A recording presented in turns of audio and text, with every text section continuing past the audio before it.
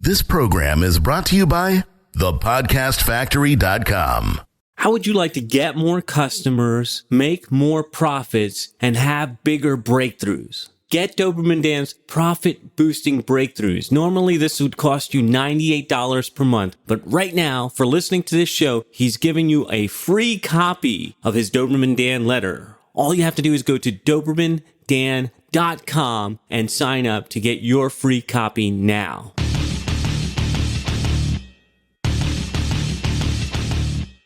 Prepare yourself for the uncensored, nothing held back, no BS reality of how business and life really work. Doberman Dan is off the chain. The Colombiana announces, when we were talking earlier, on our previous recording, I should say, she like comes in here and pantomimes that she's taken off in the car, taking the dog with her. But for some reason, before she did that, she felt this need to burn some sort of weird incense. I feel like I'm in some sort of Native American sweat lodge. Yeah. Maybe I've got body odor, and she just came in and started burning incense. So I've got a weird vibe going on, Jonathan. You sure it wasn't Santeria? Well, we'll soon find out. And she made me some interesting, she said it was herbal tea from the Amazon in Colombia. So I might be drinking ayahuasca. This might be the most interesting episode ever. All right, man. So you're lit up. And the only thing is, man, I'm just I feel a little jealous. I feel like I should be getting high over here, man. Well, let me just open a window. The incense in here is so strong, it might waft its way down to you in a matter of minutes. It'll download to me. So what do we have today, man? Topic looks familiar. It should. You're the one at fault for this topic. So I'm calling it mastery. Respect the process. Totally swiped, by the way, from something you sent me. But I shall precede that with... We got mail, Jonathan. What? It's about time. Yeah. Well, yeah. By the way, I'm kind of bummed. I keep looking at the iTunes reviews, and we've been stuck at that same number. We never asked. For the longest time. So I don't know. Either I'm not pissing off enough people or what. You know what's interesting about you is you're this world-renowned direct response marketer, and you forget that you need to ask for what you want. People aren't just going to give you reviews, bruh. You got to ask for it. Well, I'm asking now. Give me a review. Well, help a brother out. I'm just so tired of seeing that same number. So tell me about this mail. Well, I'm excited to get mail. I wish I could answer it all, but, if I want to stay married, I can't. I already get my chops busted enough for all the time I spend answering my personal email. So anyway, I hope I pronounced this name right. We got an email from, I'm going to pronounce it like I want to pronounce it because it rhymes this way, from Alina Medina. Is that a cool name or what? I think that's a stage name. I think it's just way too cool to be a real name. But anywho, Alina writes, she was responding to the podcast. Female. Yeah, she. Oh, yeah. I thought we didn't have any female listeners. I thought I drove them all away, but apparently there's still one left, Alina. Alina, fake name. So we haven't driven her away Colombiana. yet. Alina Medina. She was responding to our podcast, the one entitled Experts, Spurts, S-P-U-R-T-S, and Frauds. And she says, awesome message, Dan. I can't agree more. I was just like one of those punk kids and scoffing at AWAI's old sales letters they were making me write out by hand. Ben Settle saved the day. It was through him I saw the value in following the old guys. I knew of copywriting and called myself a copywriter, but I didn't, quote unquote, become a copywriter until I listened to Eugene Schwartz's famous 90-minute seminar. Ooh. Your remarks about not following these 20 to 30-year-olds who think they're all that because they took a 6-week course made me laugh. And the irony of a 23-year-old life coach is hilarious. So if anybody wants to know more about that, you should check out the podcast, Experts, and Frauds. And let me read how she concludes. She says, I think people my age, so she's a millennial. She says, I think people my age might get too eager to be the next big time guru. And that's probably because with the internet, it's so easy to attempt now. But all the best ones went through years of struggle and learning from mentors. That spot has to be earned. And if it isn't, as you said, it won't last. So how about them apples? And about the same time I get her message, Jonathan, you forward me this little page from Robert Greene's book. Well, 50 cents in Robert Greene's book, The 50th Law. Yeah. And the title of the chapter is Respect the Process, Mastery. And the title of our podcast is Mastery, Respect the Process. So it's totally different. It's not plagiarized at all. So the funny part about it is, you actually, how long was this book sitting on your Kindle? I don't know, man. I think shortly after it first came out. Must have been a while ago. I don't even know when it came out. Yeah, sitting unread on my Kindle. Well, wait a second now. Let's take a little side tour. So how many books would you say you have laying around unread that you've purchased? Percentage-wise versus your full volume. Wow. Hard copy and Kindle? All of it. You want to know the number or the percentage that are unread? Just give me percentage. At least 50%. Oh, I'm nice. like a junkie with books. Anybody who recommends a book, I just order it. That's what I was going to ask you.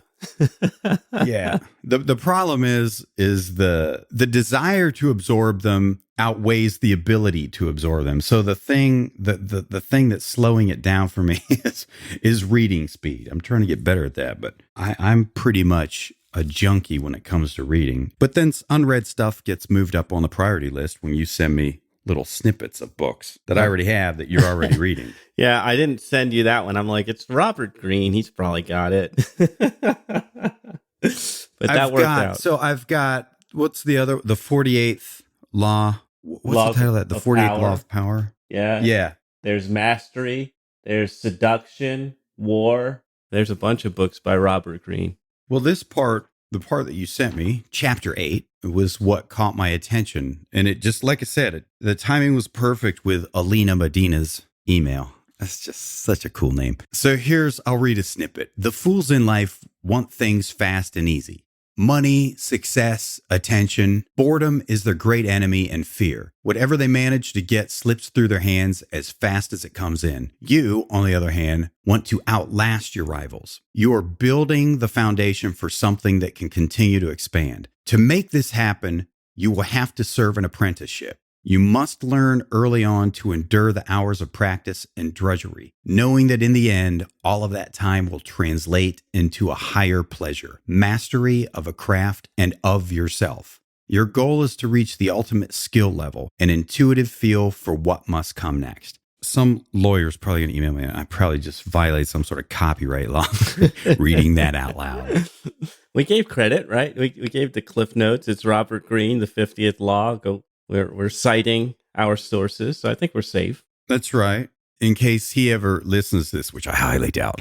And so to make sure he doesn't get pissed off at me. So go buy all of his books on Amazon.com. Robert Greene. This one is The 50th Law by Robert Greene and 50 Cent. 50 Cent. So this is what I'm going to try to balance this. I guess this is what I'm seeing missing, and this is what I was ranting about on experts, ding, and frauds on that podcast, was there's a balance here, at least for those ethical people with a conscience. There's a balance here between, who's the guy who wrote Winning Through Intimidation? Robert Ringer. Through Robert Ringer's leapfrog thing in this process of mastery. And that is, you got to have confidence, and you can go a long way just by, stepping out and saying, follow me, I am the leader. But what happens for those who have not gone through this mastery process, this process of iron sharpening iron, the people who endure the pain of going through the fire and come out the other side, that person, the person who is a master, the people who just hang their shingle out and proclaim that they are an expert, are quickly discovered to be a fraud. And what I find amusing is amongst many masters, there's such a humility, it's almost overboard. It's almost even bordering on the imposter syndrome. I know people who are masters of things and yet still they secretly fear that they're an imposter and will be found out. When the other extreme I'm seeing is the dumbass who has no experience in anything, what he's claiming to be a master in or an expert in, who has all the confidence in the world. So I guess the balance is having the balls to go through this mastery process and doing the expert thing. When I've talked about making yourself a celebrity expert, I guess people just think that to mean that you can just bullshit your way through this. What? You can't? No. No. I mean, it just ain't that easy. I mean, you can to a certain point. If you're in my world, the world of online marketing, direct response marketing, it's so small that we'll find you out. We know who the frauds are, no matter how good they are at promoting themselves. It's not about how good you are at promoting yourself. It's not about how good you are beating your chest and talking about how great you are and self-aggrandizing. It's not about who you hang out with and who you've networked with. It ain't about who your parents are. That's for sure. It's about, have you done the work? The Robert Greene's talking about. Have you gone? Have you served the apprenticeship? Have you allowed iron to sharpen iron? Have you endured the hours of practice and the drudgery and all that? You know, because it is drudgery. It ain't sexy and it ain't fun. And apprenticeships usually don't pay a lot of money. Sometimes it doesn't pay any money. So it's the unsexy part, but it's the process of mastery. And when you read or learn about anybody who's a particular master in something, there's a really cool movie on Netflix called, forgetting the dude's name. Somebody Dreams of Sushi. Have you seen that, Jonathan? Jiro Dreams of Sushi. Yes, that's it. Have you seen that flick? Of course. That is a pretty eye-opening movie about the mastery of him being a master. Do you call him a chef? A sushi chef? Is that what they're called? I think so. You know that I ate sushi from a guy that was studying Jiro that actually appeared in that movie. And it was an experience. It really was an experience. And I guess all that time that they put under the master really did pay off because it was like nothing I ever had before. Oh, how cool. Where did you find this guy? It was when we went on our first food tour was when we were visiting Seattle for my buddy Darren's wedding. And they took us around to all these restaurants. And one of them was this little sushi place with one of the guys that studied under Jiro. Wow. I would like to try that sushi. Yeah, it was. I mean, if you like it, it was pretty amazing. They didn't allow us to have chopsticks. We weren't allowed wasabi. It was, this is what the chef is serving. It was just caught in the bay over there, and you do not touch it. You just put it in your mouth, and that's it. And it's just like, wow. All of that made the experience more fun, but it was very delicious. That's a cool movie. I should probably watch it again.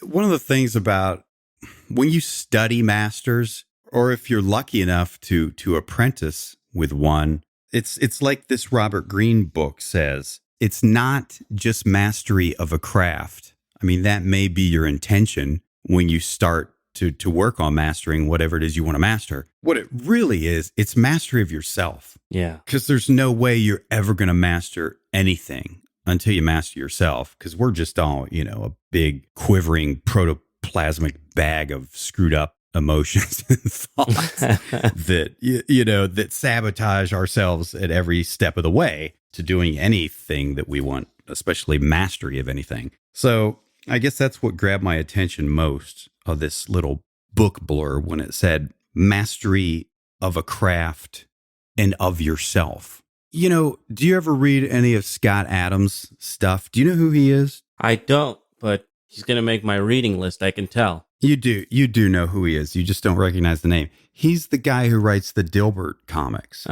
Okay. I do know Dilbert. He does a blog. He's got some really good books. Well, what you're going to find is he's not just a cartoonist. He's an entrepreneur is what he is. It's just Dilbert is just one of his entrepreneurial projects. He's got an interesting take on this mastery thang. And he says becoming a true master of one thing is just so rare that just so few people ever do it.